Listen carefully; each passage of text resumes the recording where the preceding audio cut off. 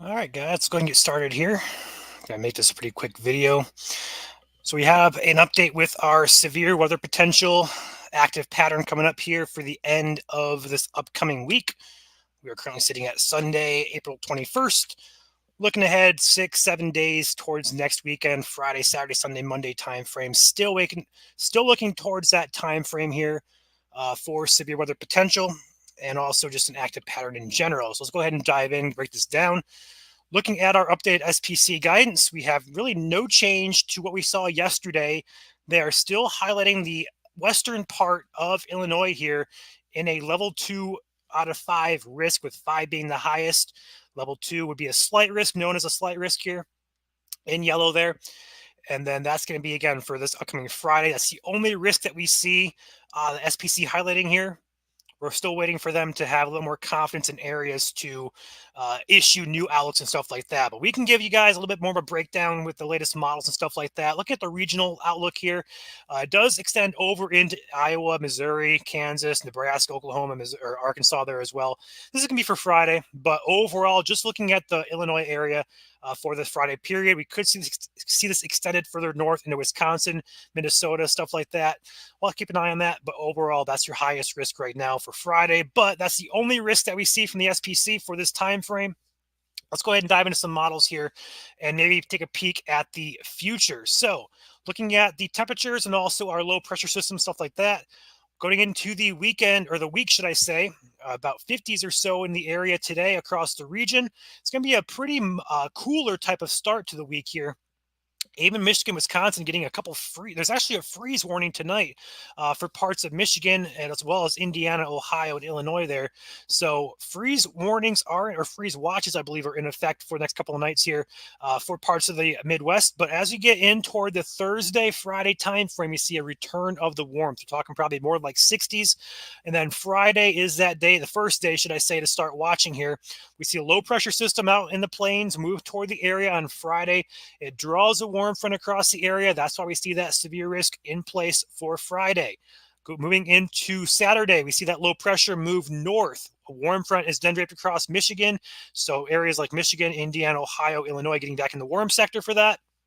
Looking towards Sunday, that continues to trend with another warm front with another system over here. Warm front gets draped across Iowa, Wisconsin, Michigan. So Ohio, Indiana, Illinois, also parts of Michigan, Wisconsin getting in the warm sector of this. And we move in toward Monday. We see that low pressure deepen and also strengthen. We're looking at 80s here, widespread 80s for next Sunday at this point in time. And then back into that Monday period, another big warm up with that low pressure as it kind of moves off to the north and east. And then as we get into the early parts of next week, not like this upcoming week, couple days, we're talking like 7 to 10 days in advance here. A little bit more of a cool down is expected, although a return back right to normal temperatures is expected with that as well. So overall, we haven't changed our thinking here. We're still seeing multiple days from Friday to Monday of potential severe weather, potentially also into Tuesday if this system starts slowing down. So potentially 4 or 5 days here of back-to-back active stretch of weather, which could include severe weather. The day one, or the first day of that, would be Friday. We already see a severe risk in place here from the SPC, but we also have really good confidence coming in here with our ensemble models, which ensemble is basically when one model is ran over and over to get a outlook based on multiple runs of that model. So we look at our overlap here of instability as well as wind shear here. We're going to have 20 members.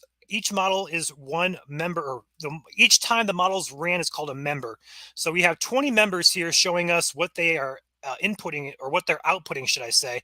Move this into Friday. We see a good coloration here of the wind shear instability overlap for severe weather here. All these models for being what we consider mid to long range is coming into agreement very well, which is why we have higher confidence in that severe threat on Friday. But with moving to Saturday here, watch what happens here into Saturday. We see the exact same scenarios shape up across all except one. If you look at model number 6, the one that's just plain white down here, second row all the way to the left, that is the only model that really doesn't have anything showing for Saturday.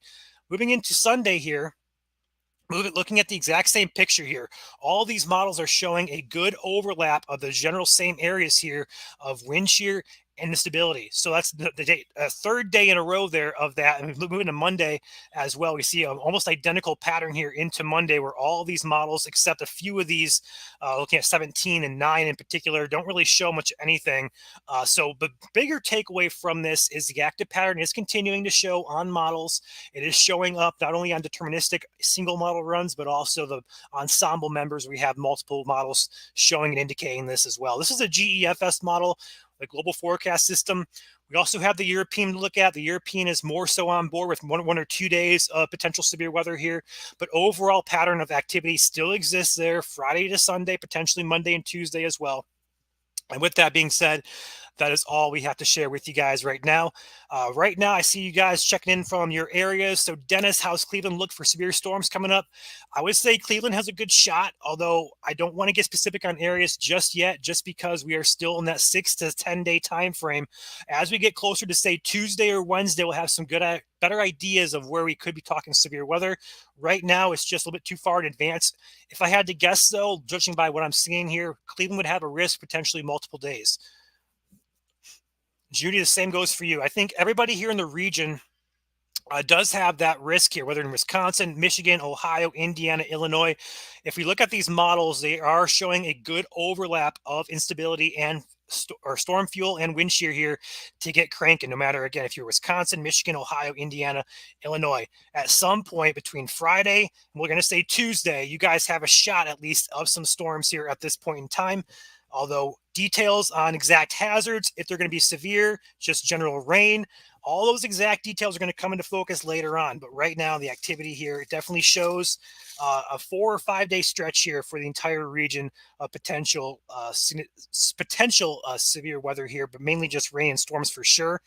Severe weather criteria and stuff like that will come into focus later on in this upcoming week. So again, Tuesday or Wednesday, we should be able to start getting specific with terms of exact hazards and also exact areas as well. Anything raising a flag for tornado watches between Friday and Tuesday?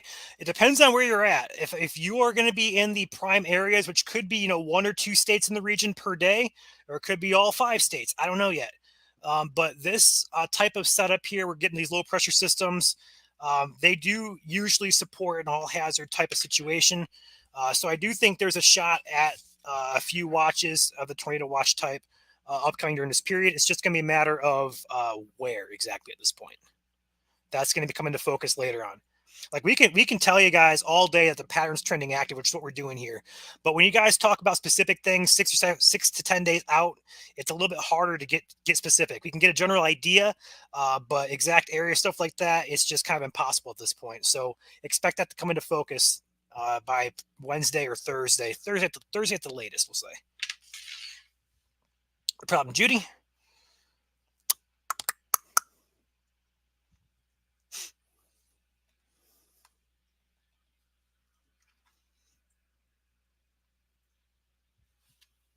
Any other questions, guys?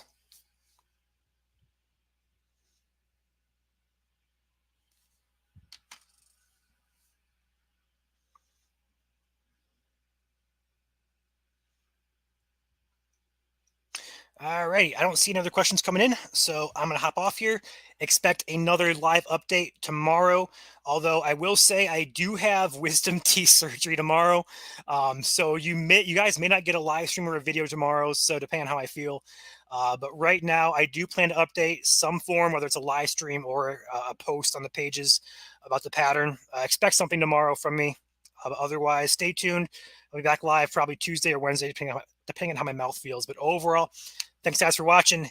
Be sure to hit the like button on the way out, and we'll see you guys next time here for another live stream briefing of this potentially active stretch of weather.